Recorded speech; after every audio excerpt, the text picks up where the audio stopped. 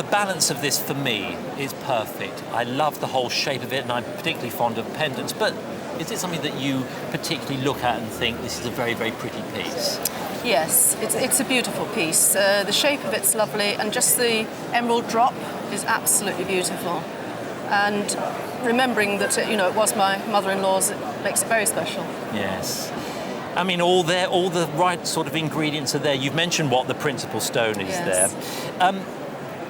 They're interesting, because they're not always fantastic quality. No. The best of them come from Colombia, and they are characterized by this very intense blue-green color. Then they get very wishy-washy sometimes, and they get so pale that, frankly, they look like very, very pale sort of marked glass. Mm-hmm. But the very best ones come from Colombia, and it's got that intense blue-green color.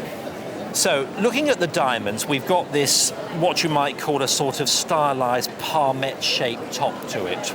The diamonds themselves are set in individual little settings where you've almost got a cup that grips the diamonds in place. The front of it, incidentally, is all mounted up, as you might have thought, in this very white finish in platinum. But then when we turn it over, look at the back of it, we see that it's actually backed in yellow gold. I've never noticed that. It's unusual that you see that sort of yellow mount. Now, that means we can date this probably to around about 1905. Right. After then, the jewellery was more or less totally superseded by platinum. So it's quite an early piece for its period. On the platinum chain, let me just have a look at that. What an emerald. I mean, it really is a cracking stone. It's a really deep blue-green colour of an intensity and uniformity that is just what people look for.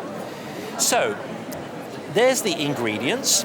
The value for something like this is far higher than you would expect to break the stones out for. With a lot of pieces of jewellery that are made maybe in the 1950s and 60s, they are described as what we call break-up. You look at the content of diamonds and think, well, the mount's not particularly beautiful.